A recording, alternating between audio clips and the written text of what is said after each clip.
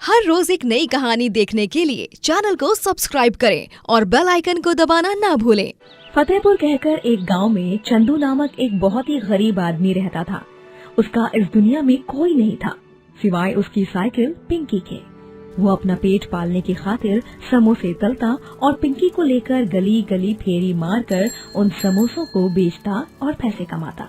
गर्मा गर्म समोसे लीजिए, खस्तेदार चटपटे और मजेदार समोसे, इतने कुरकुरे कि बस मन मचल जाए। आइए आइए समोसे लीजिए, चंदू के समोसे, आइए आइए आइए। ओ चंदू बिठवा, तनिक 2 समोसे खिलाओ तो। और हाँ, चटनी भर के डालना, कौनो कंजूसी न करना। हाँ, बताई दे रहे हैं पहले ही। नाना चाचा, ये चंदू के समोसे हैं। मैं धंधे में कभी भी फायदा नहीं, ईमानदारी देखता हूँ और मेरे ग्राहकों का पेट भरे और उन्हें इन मसालेदार समोसों को खाकर एक नमकीन सी डकार आ जाए, वहीं पे मैं समझ जाता हूँ कि भाई मेरे समोसे अच्छे बने हैं। क्या समोसे बनाए हैं बॉस, लाजवाब, माइंड ब्लोइंग। ऐसे समोसे तो हमने वो 5 सितारा होटल में भी नहीं खाया। अरे वहाँ 200 रुपए में इतना घटिया समोसा मिला और यहाँ 10 रुपए में इतना स्वादिष्ट और अच्छा समोसा। ओह हाय हाय, ओए होए होए होए, मजे आ गए जिंदगी के। और 2 दे दो चंदू भाई। हाँ क्यों नहीं भाई, क्यों नहीं। चंदू के समोसों की अच्छी मात्रा में बिक्री होती क्योंकि उसके समोसों में वैसा मजेदार स्वाद भी होता जो लोगों को पसंद आता और आकर्षित करता। चंदू दिन भर अपनी साइकिल पर सवार होकर फेरी करता और रात भर जागकर आंखें फोड़ फोड़ कर समोसों का मसाला तैयार करता और सूरज सर पे चढ़ते ही गर्मा गर्म समोसों को बड़ी सी कढ़ाई में तलकर साइकिल पे बांध देता है और बेचने के लिए निकल पड़ता। एक रोज गांव में मेला होता है और तभी ओए पिंकी, तुझे पता है आज गांव में मेला है, मेला। सावन महोत्सव चल रहा है शायद। इसी खुशी में आज तेरा भी थोड़ा गेटअप बदल देता हूँ। चंदू अपनी साइकिल पिंकी को फूलों की लड़ियों से और रंग बिरंगी कपड़ों की डोरी से सजाता है। चमकने वाले डेकोरेशन का सामान भी लगाता है। ये बात अब लग रही है हमारी पिंकी एकदम फर्स्ट क्लास। नजर ना लगे तुझे किसी की मेरी पिंकिया। थू थू थू थू थू। चंदू पिंकी की बलैया लेता है और फिर मेले में समोसे बेचने निकल पड़ता है। मेले में पहुंचते ही समोसा खाने के लिए ग्राहकों की लंबी कतार लग जाती है। मुझे 6 समोसे पार्सल। और मुझे 2 समोसे दे दो भाई। अब मीठी नहीं, तीखी पुदीने वाली चटनी डालना। और मुझे 3 समोसे और सिर्फ मीठी चटनी देना। हाँ हाँ दे रहा हूँ। ये लो, ये आपका, ये आपका और ये आपका। चंदू की मेले में ढेर सारी कमाई होती है। धीरे धीरे दिन ब दिन गाँव में चंदू अपने समोसों के लिए बहुत मशहूर होने लगता है। जिसे देखो बस चंदू के समोसों की ही प्रशंसा करता है और उसे ही खाता है। और युवक और नौजवान भी उसके वीडियो बनाते हैं और वो वायरल हो जाता है सोशल मीडिया पर। अरे ये देखो चंदू भैया, आप तो पूरे सोशल मीडिया पर छा गए। लाइक्स और कमेंट्स की तो बाढ़ आ गई है। देखिए देखिए। चंदू ये सब सुनकर एकदम से आश्चर्यचकित हो जाता है। अरे क्या बवाल कर रहे हो यार, दिखाओ तो हमें। अरे वाह, क्या बात है चंदू, तुम तो हीरो बन गए रातों रात। बहुत बढ़िया बिटवा। अब चंदू के समोसे खाने दूर दूर से लोग आते हैं, जिससे उस गांव में रह रहे समोसे और मिठाई बेचने वालों के पास ग्राहक कम आने लगे। वो सब चंदू की सफलता देख उस पर बहुत जलने लगते हैं और ईर्ष्या के प्रकोप में आकर चाल चलते हैं। सुनो, हम यूँ हाथ पे हाथ धरे नहीं बैठ सकते। हमारी रोजी रोटी पर लात मारने निकला है ये कल मुहा चंदू। इसके काम की तो बैंड बजानी होगी, वो भी हर हाल में।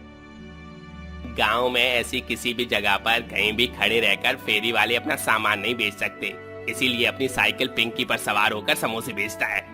लेकिन जब इसकी साइकिल ही नहीं बचेगी तब ये कहाँ जाकर समोसे बेचेगा? हवा में है? दे ताली। हाँ, प्लान गजब है। दोनों जल्लुकड़े आदमी रात में चंदू के घर के बाहर खड़ी साइकिल पिंकी को तोड़ फोड़ कर तहस नहस कर देते हैं और वहाँ से भाग जाते हैं। अगली सुबह जब चंदू उठता है और ये सब देखता है तब उसके पैरों तले जमीन खिसक जाती है। हे गंगा मैया, ये क्या हो गया मेरी पिंकी को? लगता है किसी गुंडे मवाली लोफर का ही काम है ये। हमने तय किया था कि हम अपनी पिंकिया को घर के अंदर रख लेंगे, न कि इस ठंड में बाहर रखेंगे। लेकिन अब पछताए होत का, जब चिड़िया चुग गई खेत। अब मैं समोसे बेचने कैसे जाऊं, कहाँ जाऊं? गांव में फेरी वालों को एक जगह पर रहकर सामान बेचने पर मनाही है। चंदू बहुत चिंताग्रस्त हो जाता है। उसे कुछ समझ नहीं आता कि क्या करूं और क्या नहीं। वो हर गली, हर मोहल्ले, चौक चौराहे पे और नुक्कड़ पे जाकर समोसे बेचता है, लेकिन उतना नहीं चल पाता जितना कि वो रोज अपनी साइकिल पिंकी के जरिए दूर जा पाता। थक गए हम तो। अरे हमारी पिंकी के होते हुए हम पूरे दिन भर में कई सारी जगहों पर जाकर खूब सारे समोसे बेच पाते और हमारी कमाई पर भी कोई असर नहीं पड़ता। लेकिन अब तो मानो दुखों के पहाड़ टूट पड़े हैं हम पर। चंदू की बहुत कम कमाई होने लगती है और इस बात को लेकर वो काफी उदास और परेशान सा रहने लगता है। उसके तो खाने के भी लाले पड़ने लगते हैं और वो अब बड़ी दुविधा में फंस जाता है। एक दिन वो एक पेड़ के नीचे सर पर हाथ रखे बैठा हुआ होता है और तब अचानक वहाँ से एक गाड़ी गुजर रही होती है, जिसमें भोपू में एक आदमी कोई घोषणा कर रहा होता है। सुनो सुनो सुनो सभी गांव वालों, आ गया है सुनहरा मौका सभी खाना बनाने वालों के लिए।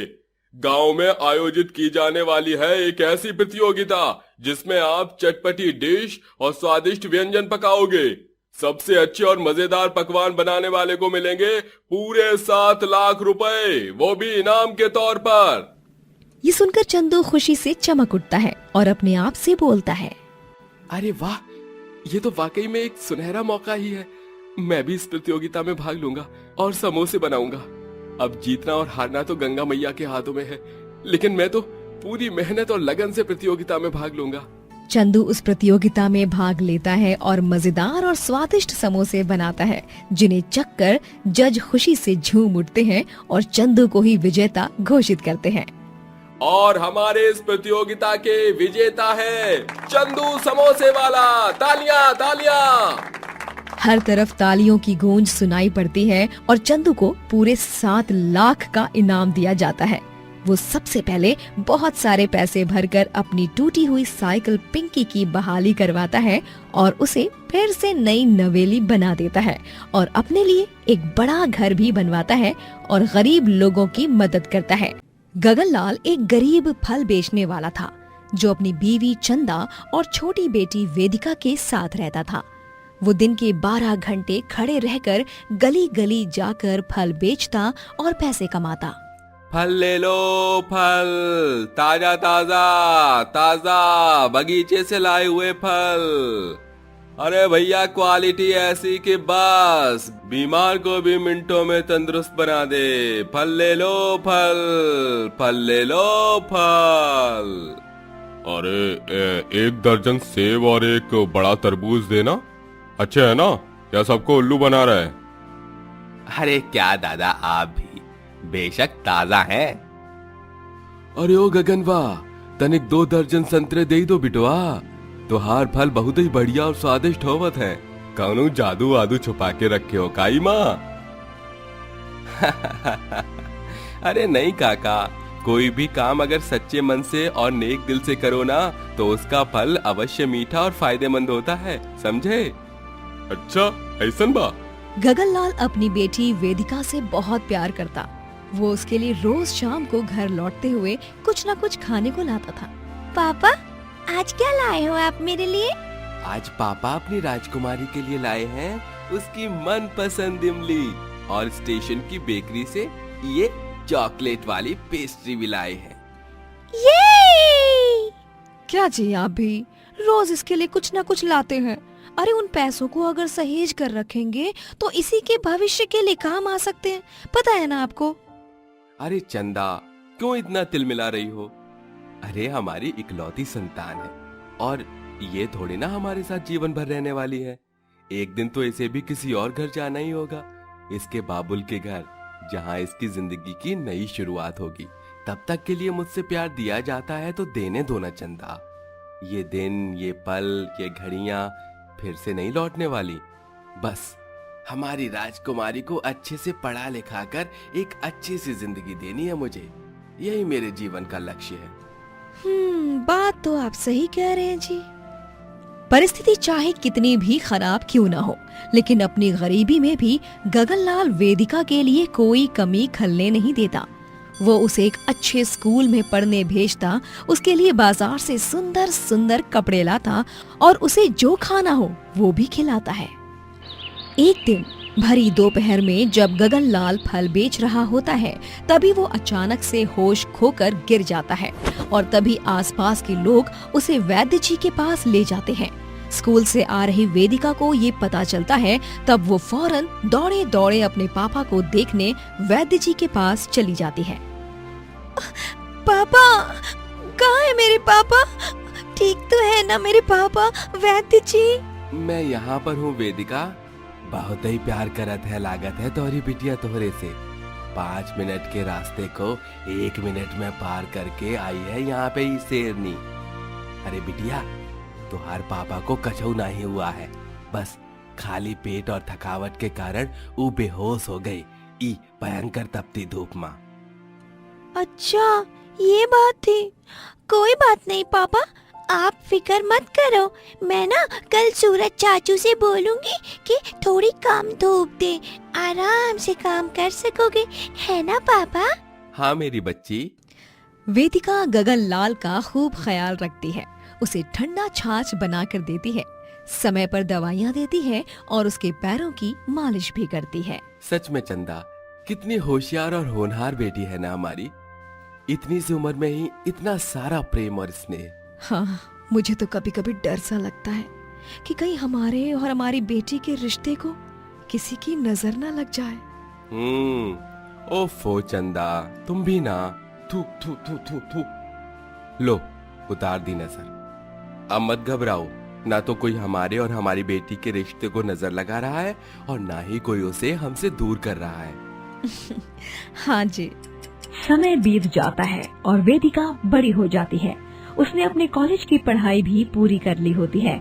गगनलाल ने कड़ी मेहनत करके उसे इतना काबिल बनाया। वेदिका अब एक कंपनी में नौकरी कर रही थी, जहाँ पर उसे एक अमीर आदमी मिलता है जो उस कंपनी का मालिक होता है, जिसका नाम पुष्कर होता है। पुष्कर के साथ वेदिका काफी वक्त बिताने लगती है और एक दिन पुष्कर वेदिका को एक होटल ले जाता है, जहाँ पर उसने आलीशान राजसी अंदाज की सजावट की होती है और वो अपने घुटनों के बल बैठकर वेदिका के लिए अपने प्यार का इजहार करता है। वेदिका, मैं तुमसे बहुत प्यार करता हूँ।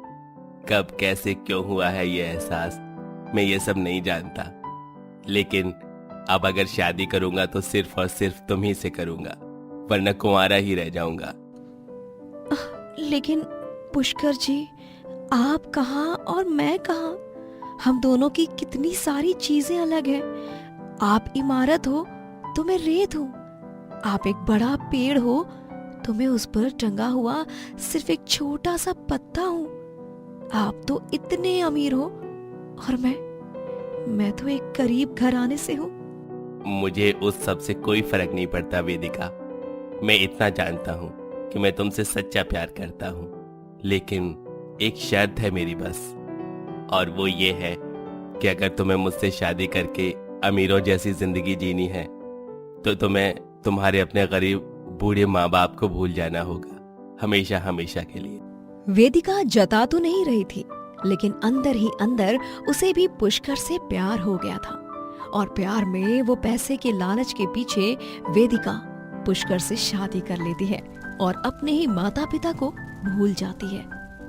वेदिका की सास ठकुराइन भवरी देवी उसकी आरती उतारती है और कहती है, हाँ, वो तो हमारे लल्ला को बचपन से कीचड़ और गंदगी वाले खेलों में ही खेलना पसंद है ना। अब इसी के लिए ही पागल ने तोहरे से ब्याह रचा लिया। पर अब जब तू इस खानदान की बहुरिया बन ही गई है तो तोहरा के हमरी बहुरिया होने के नाते अपनाना तो हमारा फर्ज ही है। हाँ ठकुराइन जी, आपको इतना पता ही होगा ना कि कमल के फूल भी कीचड़ में ही उगते हैं। हाँ, वो तो हमें पता है के तो कितने मासूम दिल की है और कितनी 420। हाँ, अरे जरा दया होती ना अपन माई बाबा की तो उन्हें हमेशा हमेशा के लिए छोड़ के नहीं आती। कल मुही कहीं की हमें पाठ पढ़ा रही है, एक गरीब फल वाले की बेटी है ये। हाँ। गगनलाल और चंदा अपनी बेटी को लापता देख घबरा जाते हैं और वो गांव में उसे ढूंढने लग जाते हैं। आपने हमारी बेटी वेदिका को देखा है क्या?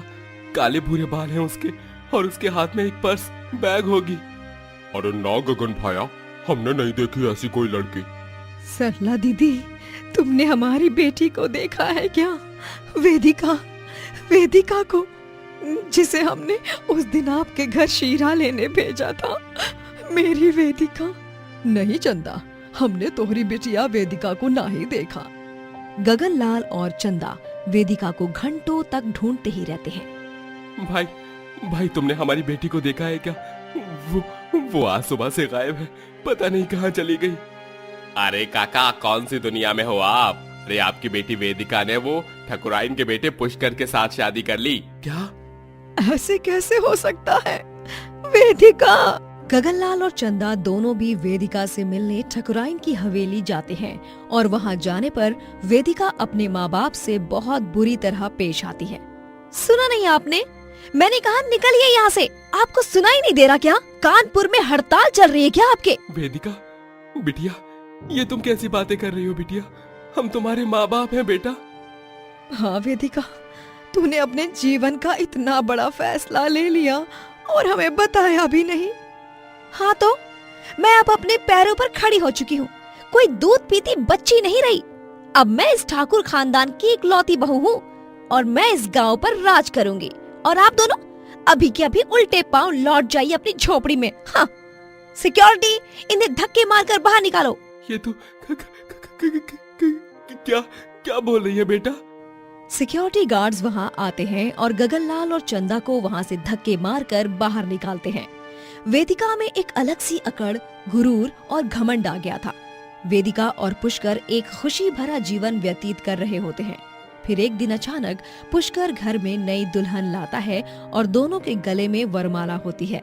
ये दृश्य देख वेदिका के पैरों तले जमीन खिसक जाती है। ये क्या? पुष्कर जी, ये सब क्या है? मैंने दूसरी शादी कर ली है क्योंकि मेरा तुमसे मन भर गया है। तुम गरीब घराने की हो, मुझे लगा तुम में कुछ बात होगी, लेकिन तुम तो एकदम अलग निकली, मेरी पसंद से बाहर। तुम अब अपना बोरिया बिस्तरा उठाओ और चलती बनो। क्या मतलब आपका? आपको अंदाजा भी है कि आप क्या बोल रहे हैं? मेरी दुनिया उजाड़ दी आपने पुष्कर जी।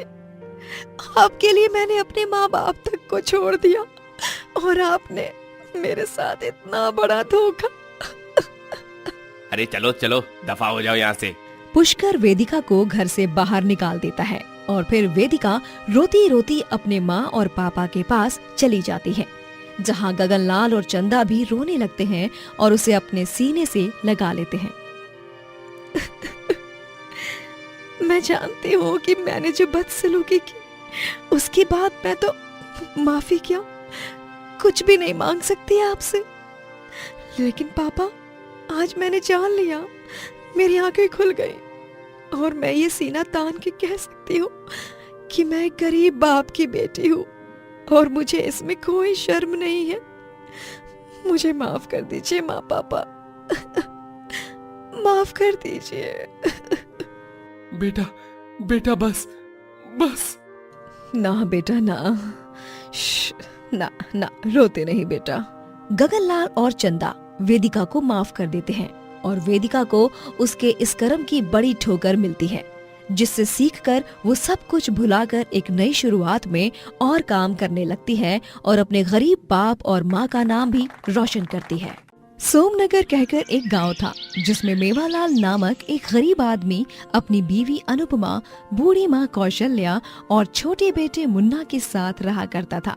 वो लोग बहुत गरीब थे। मेवालाल मजदूरी करता और अपने परिवार का पेट पालता। उसकी बीवी अनुपमा काफी अच्छा गाती थी। उसे हमेशा से एक गायिका बनना था, लेकिन अपनी गरीबी के कारण वो अपना सपना पूरा नहीं कर पाई। गांव में एक दिन एक गाने की प्रतियोगिता होती है। माता के जगराते में और उसमें गाकर अनुपमा 50,000 रुपयों का इनाम और उपहार के तौर पर एक फ्रिज जीत जाती है। वाह, क्या कमाल गाती हो आप अनुपमा जी। वाकई में साक्षात माँ सरस्वती विराजती हैं आपके गले में, यकीन मानिए। और अब तो इस फ्रिज की मालकिन आप बन गई हो। ले जाइए इसे अपने घर। जी बहुत बहुत धन्यवाद आपका जज सर। अनुपमा उस फ्रिज को अपने घर ले आती है और इस तरह एक गरीब घर में फ्रिज का गृह प्रवेश होता है। अरे वाह वाह अनुपमा बहुरिया, ये तो तूने कमाल ही कर दिया, वरना हम गरीब लोगन का जीवन माँ ये फ्रिज कहाँ से आ पाता। तू तो सच माँ इस घर की लक्ष्मी ही है। तुझ पे माता रानी आपन कृपा बरसाए रहे। एक ठो फ्रिज लाया है बहुरिया ने, पहले ही की पूजा कर लेते हैं। का बबुआ सही कहल रही ना? हाँ अम्मा, जाओ जाकर पूजा की थाली लाओ। अरे हमारे घर में साक्षात लक्ष्मी माता पधारी है। ए मुन्ना, शंख तू फूक। कौशल्या आरती की थाली लाती है और फ्रिज पर कुमकुम से तिलक लगाती है और उसे हार चढ़ाया जाता है और उसकी आरती भी उतारी जाती है। फिर मुन्ना शंखनाद बजाकर नारियल फोड़ता है और मेवालाल फ्रिज को घर में एक कोने में रखता है। ये हो गया फ्रिज स्थापित। जय हो फ्रिज की। अनु, तुमने हमें हमारे जीवन की बहुत बड़ी खुशी दी है। हम हमेशा से तुम्हारी गायकी के खिलाफ थे, लेकिन तुम्हारी गायकी के कारण आज इस गरीब के घर फ्रिज आ गया। अब बस भी कीजिए, कितनी तारीफों के पुल बांधेंगे आप लोग। चलिए मैं रसोई में जाकर देसी घी का हलवा बनाती हूँ। अब घर में फ्रिज आया है तो सबका मुंह मीठा होना तो बनता है ना। हाँ हाँ बहुरिया, जा जा एकदम मस्त और मजेदार हलवा बना और सबसे पहले उसका भगवान जी के सामने भोग प्रसाद के तौर पे रख दे, ठीक बा? ठीक है अम्मा जी। अनुपमा सबके लिए देसी घी का हलवा बनाती है और फिर सब मजे से उसे खाते हैं। उसके बाद सब आपस में बात करते हैं। अरे बबुआ, ये फ्रिज तो अब घर में आई गवा है, लेकिन इका इस्तेमाल कैसे करत है? कौनो खबर है कि नहीं? कारे अनुपमा बहुरिया? नहीं अम्मा जी, मैं नहीं जानती इसे कैसे इस्तेमाल करते हैं। ना तो कभी देखा ना इस्तेमाल किया। अरे हमें भी नहीं पता अम्मा कि इस फ्रिज को कैसे इस्तेमाल करते हैं। बस इस प्लग को लगाना है और चालू हो जाएगा, इतना पता है। तो फिर बापू लगा दो ना प्लग। हाँ बबुआ, वही कर, ये प्लग को घुसाई दे। मेवालाल फ्रिज के प्लग को स्विच बोर्ड में लगाता है और फिर फ्रिज की बत्ती जलती है और उसमें से ठंडी बर्फीली हवा आने लगती है। चारों लोग चकित हो जाते हैं और उस फ्रिज के सामने जाकर बैठ जाते हैं और हवा खाने लगते हैं। ए बबुआ, ऐसा लागत है कि हम हिमालय की बर्फीली पहाड़ियों की चोटी पर खड़े हैं और ये बर्फीली हवा का आनंद उठा रहे हैं। मजा आ ही गया। इतनी तपती भयंकर गर्मी में ये फ्रिज किसी देवता से कम नहीं है। हाँ मुन्ना बिटवा, एकदम सही बोल रहे हो तुम। जाओ जाकर वो हमारा टूटा हुआ कैमरा तो लाओ जरा, एक ठो सेल्फी लेते हैं। हाँ मुन्ना, जाओ जल्दी जाओ, वो मेले से लाई थी ना अटैची, उसमें है। हाँ माई बाबू, अभी लाया। मुन्ना कैमरा लाता है और पूरा परिवार एक सेल्फी खींचता है और फिर बबुआ, तेरा ये कैमरा तो निहायती बाबा आदम के जमाने वाला है, लेकिन इमा जौन फोटो आवत है ना, वो एकदम लल्लन टाप लागत है। जी अम्मा। अच्छा, हम क्या कह रहे थे, वैसे भी इतनी तेज गर्म होती है रात भर, तो क्यों ना हम इस फ्रिज के दरवाजे को ही खुला रख दें, ताकि ठंडी हवा ही चलती रहेगी। क्यों अनु? हाँ मुन्ना के बाबू, आप सही कह रहे हैं, ऐसा ही करते हैं। मेवालाल रात भर फ्रिज के दरवाजे को खुला ही रखता है और पूरा परिवार फ्रिज की ठंडी हवा खाते हुए सोता है। अगली सुबह बहुत बढ़िया नींद आई। मजा आएगा वाह। हाँ, मानो सदियों बाद सोए हो, वरना गर्मी में तो बस रात में 100 बार करवटें बदलते रहते हैं। सही कह रही हो। चलो हमारा नाश्ता तैयार कर दो, आज मूली के पराठे दे दो। जी मुन्ना के बाबू। अनुपमा मेवालाल को नाश्ता देती है और फिर नाश्ते के बाद मुन्ना रोते हुए आता है और बोलता है, अम्मा, माई, बापू, ये देखो ना, मेरी अलमारी में मेरे कपड़ों को चूहे ने काट दिया। अलमारी में कपड़े रखने ही नहीं चाहिए।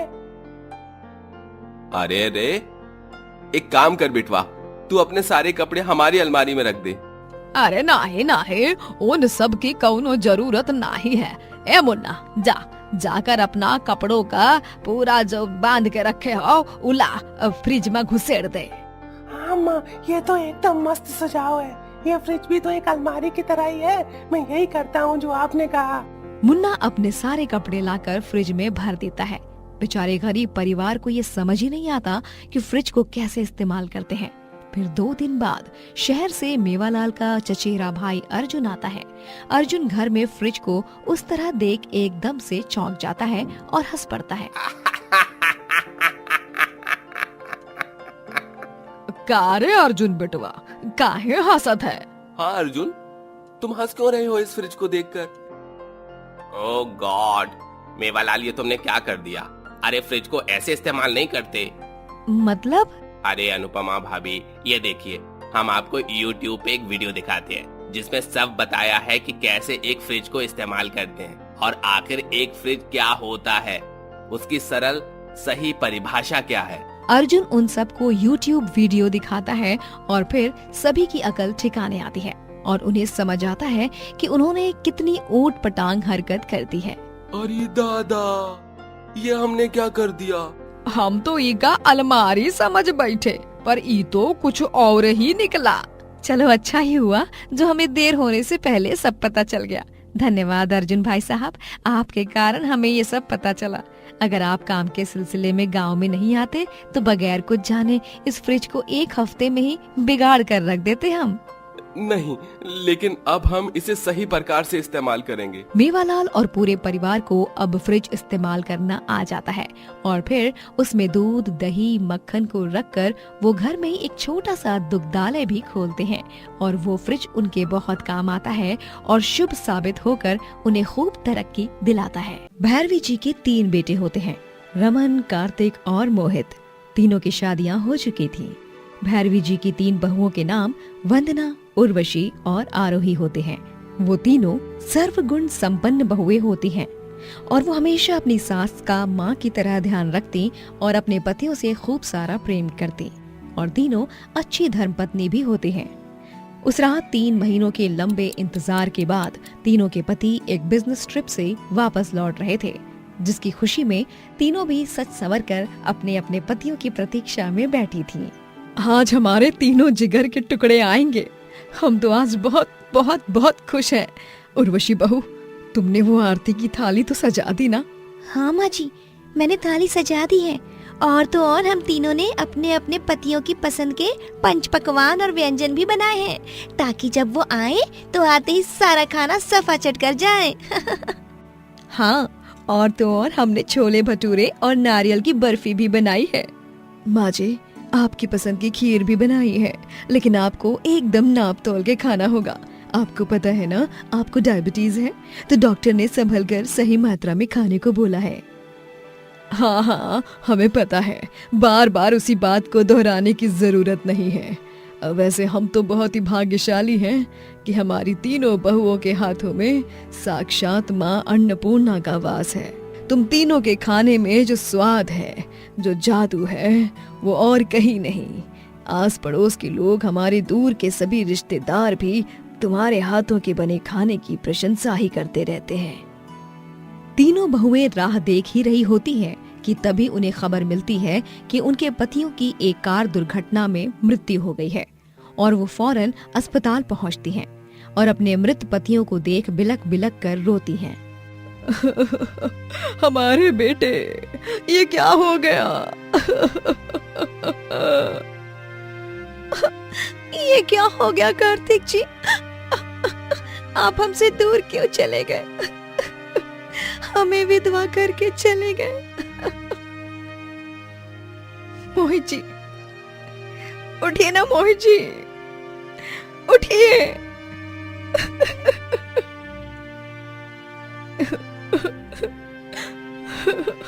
रमन जी उठ जाइए।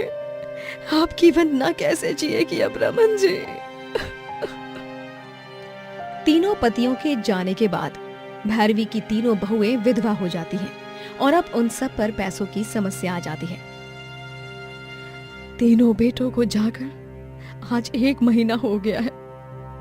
माँ जी, घर में चीनी खत्म हो गई है, आटा भी थोड़ा ही बचा है। हाँ, हम सब अब क्या करेंगे?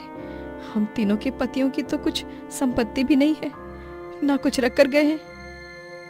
किसने सोचा था कि हमारी जिंदगी में ऐसा भी दिन आएगा।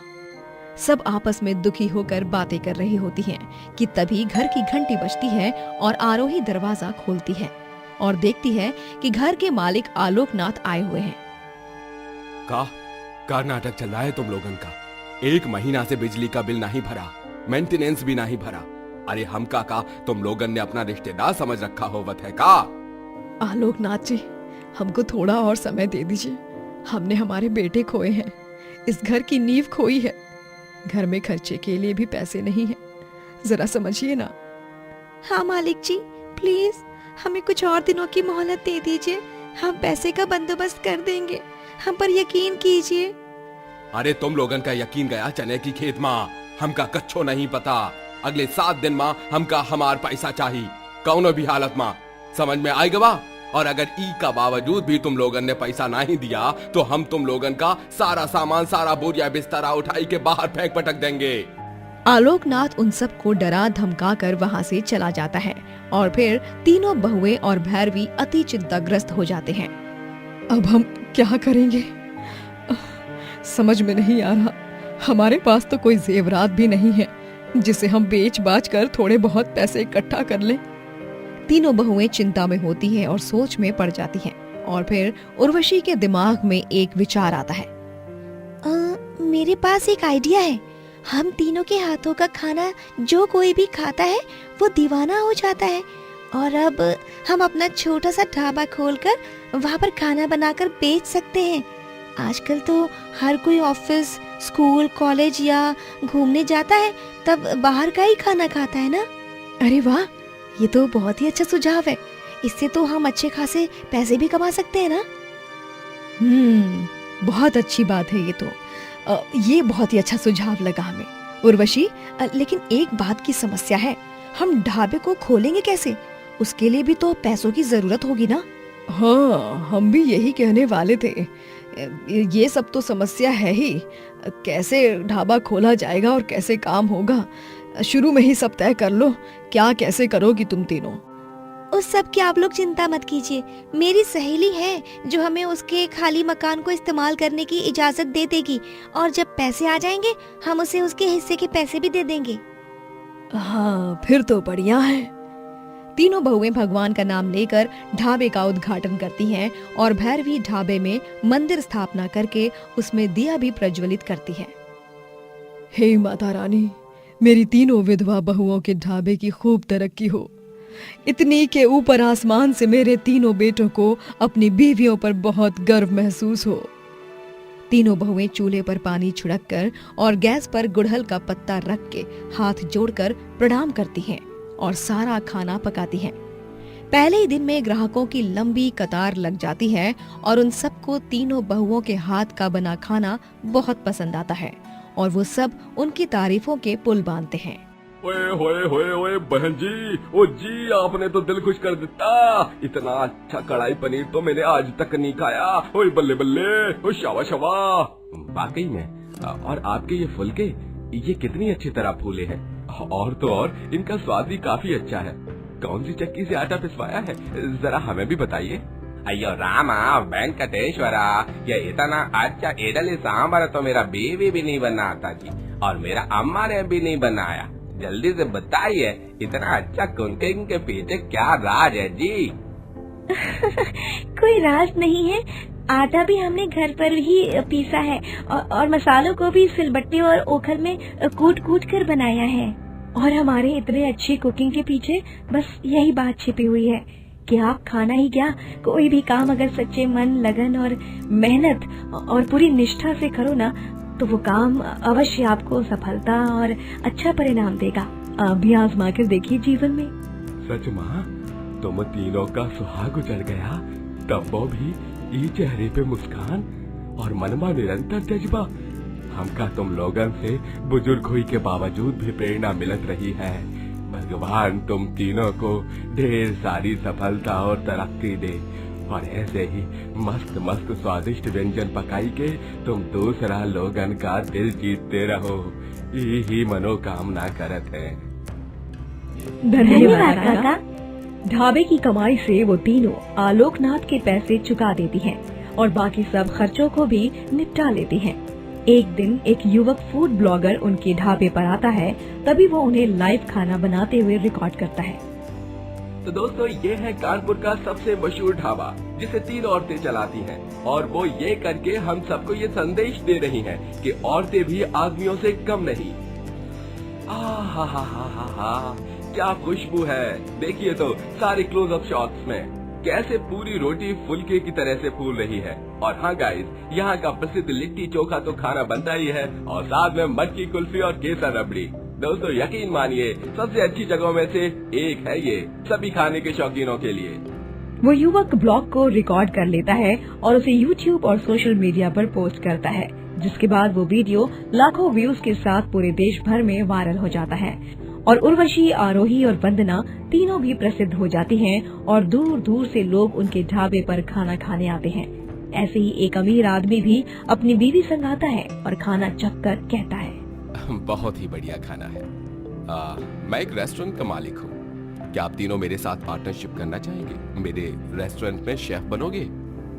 जी क्यों नहीं, हमारे लिए तो ये बहुत ही सौभाग्य वाली बात होगी।